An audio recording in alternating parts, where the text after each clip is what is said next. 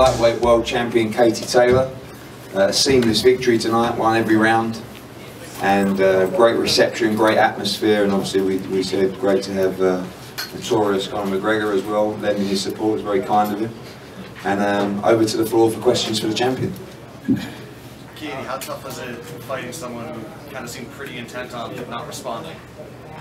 Yeah, that was the thing. She was very, very defensive. I actually expected a lot more from Cindy tonight. It is hard to take someone out when somebody's so defensive for the whole 10 rounds. I think she was just there to survive. That was quite evident, I think, for the first round. But a win is a win, and we'll move on to the next one. Great dominant performance. What would you like to do next? I think I'm on December 15th. Yeah. All the 20 seconds, everyone wants to go on a good thing. Thanks. Thanks. Yeah. The 15th. Sounds good. No, I just want to be involved in big fights again. So it was a great atmosphere tonight. It was great to fight one of the Serrano sisters, and the other ones I hope is on the way sometime next year as well. That fight is huge with myself and Amanda, and that's the fight that everyone wants to see. Okay, I got a question. Because I know you're on the journey of wanting to become undisputed. So looking at the landscape of that, the WBC champion Delphine, I believe it is, and the WBO, I believe is a Brazilian. I'm not really familiar with the Brazilian, but I know that Delphine, she never leaves her home country. Like if you look at her record, she fights all the fights in Belgium. So if you were wanting to fight that fight, it's a good fight, but are you willing to possibly go fight her there, or do you think you could bring her out? I think it would be quite silly for her not to take that fight. Really, I think we can bring her here to America or the UK. I don't think she doesn't have to BT Barnum here.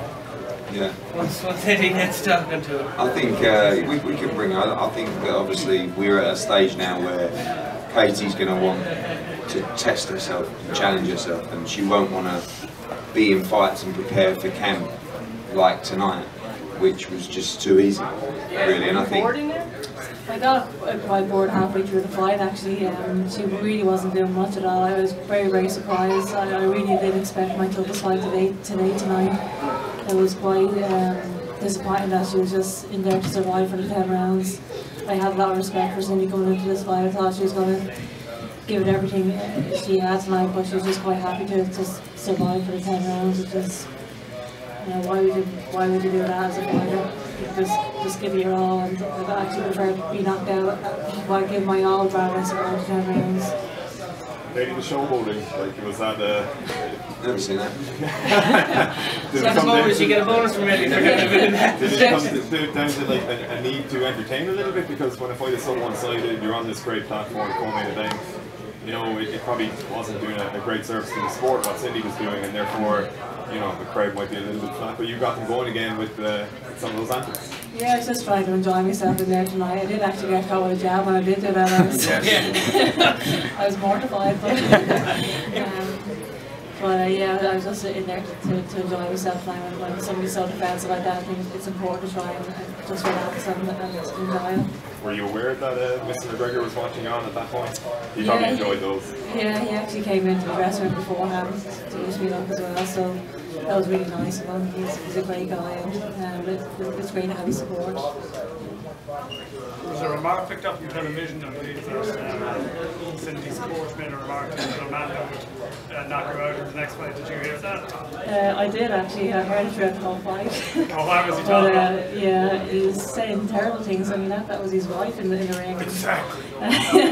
Why do you say something like that? Yeah, and he was shouting, you picked a weaker Serrano. That's a terrible thing to say. At least give your wife some encouragement. But no, I mean that's ridiculous. Do you think Amanda said she's retired? Do you think she'll out retirement? Yeah, I mean, she has to come out of retirement. It's the fight that everyone wants to see. Every say we ever she's gone to MMA. She's talking about fights this evening. I mean, I think she's pretty much doing everything she can to avoid a fight with me. She has to fight. You you mentioned Cecilia there, and she's expressed a willingness to come down and face you, and you would have known each other from a long time ago. Declan had an interview with her when she was saying that, and you know, it's obviously that's a massive fight for the sport of boxing, not just women's boxing. Like, how, maybe between you all, like, how possible do you think it is that you could pull it off? Yeah, it's very possible. I mean, she was saying that she can come down to 140 maybe for that fight as well. And Ross has said earlier on that she's actually more willing to fight rather than Amanda. I guess. Yeah, Cecilia's a great fighter. She's a great ambassador for the sport. She has the 4 belts. I have 2 belts. I got a huge fight as well. Have you got an opponent in mind, Eddie, for the next fight? No, Amanda will do. I think, if she wants to go next. I mean, I just think that Katie needs the tests. You know, otherwise, she, like she said, she will get a little bit bored, and she wants to challenge herself. And we expected a challenge from Cindy Serrano tonight. Maybe maybe after a round she realises she can't compete with Katie Taylor, and she decided to be negative. But you know, I think I would still love to fight a champion, because I know that Katie's about legacy and belts, and I know the Serrano fight and breakout are nice, but the original aim was to be the undisputed champion of the division. So I would still like her to fight maybe Volante next, if we can get her. Have you had talks with Volante? Yeah, we've tried and tried and tried. You know, she's quite happy in Brazil at the moment. I think she's carved out a little niche for herself over there, and she's enjoying life. And it's just always in boxing a case of you just keep making the offers, making the offers, making the offers, and eventually you get to a number that they can't turn down.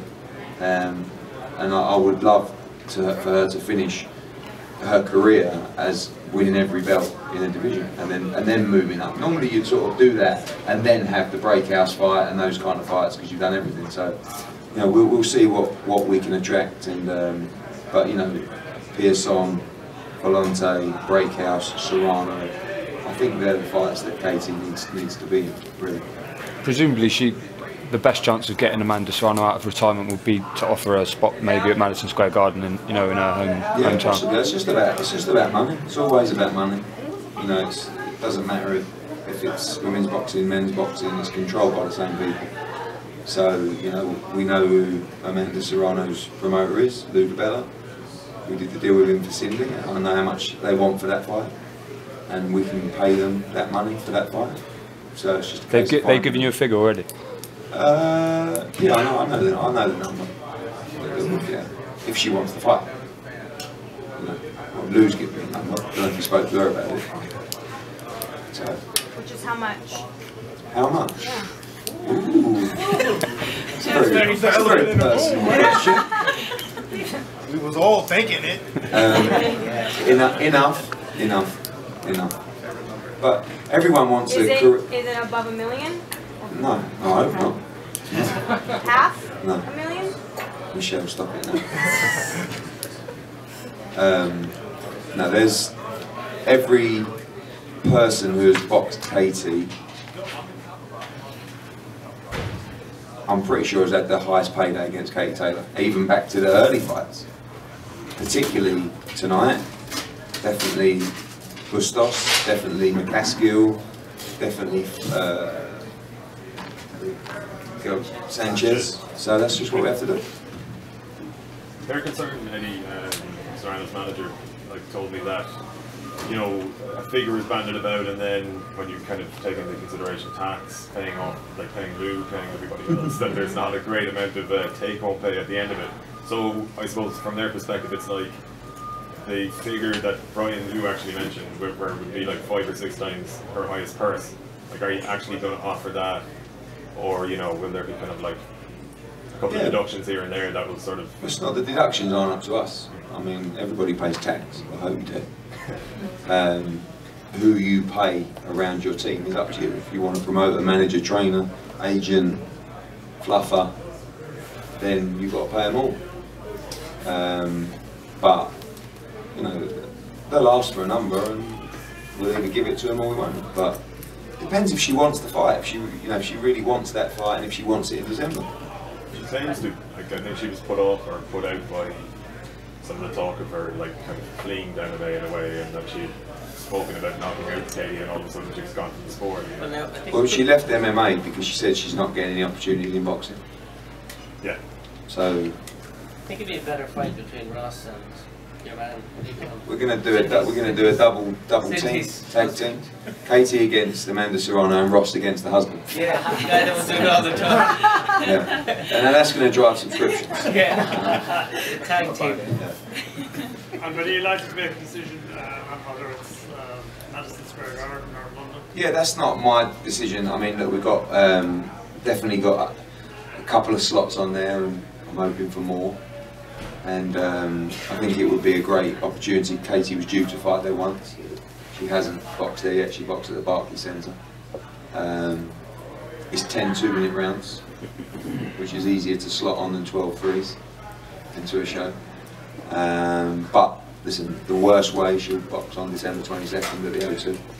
She hasn't boxed there for a while, but I know she'd rather feeling her eyes on me right now, like sort of like. So we'll see. So what would it mean to you, Katie, to box at Madison Square Oh, Garden? don't ask. Everything. I can't say you've dreamt of it all your life, Katie. So what would it mean? Oh, you're actually asking. Yeah, we obviously we great to box there, something historic venue. So I don't really care where I box through finals. I just want to do fights. I would prefer that. It was great to come to Boston. I mean, really, really good to come to Boston. I mean, look, she's had 11 fights. She's boxed at Wembley Stadium. She's boxed at the Millennium Stadium. She's boxed at O2, Manchester Arena, Barclays Centre, TD Garden in Boston. I mean, it's a good going. Katie, what are your thoughts on the rising of boxing history to start where a lot of these women are actually on TV and people are really seeing the best of women's boxing because of that. So yeah, it's great for the sport. It's great to be a part of it. Katie, just out of curiosity, when it comes to like these hypothetical fights that might be a catchweight, like I'm just curious as to like how high, in terms of weight, how much do you think you can comfortably go up to? I mean, I walk around with maybe around 140, 141, 141 pounds, but I mean, I can definitely go up. Yeah, 140 is good for now, I guess. Yeah. Okay. All right, guys, thank you very much. Katie Taylor, well done. Congratulations.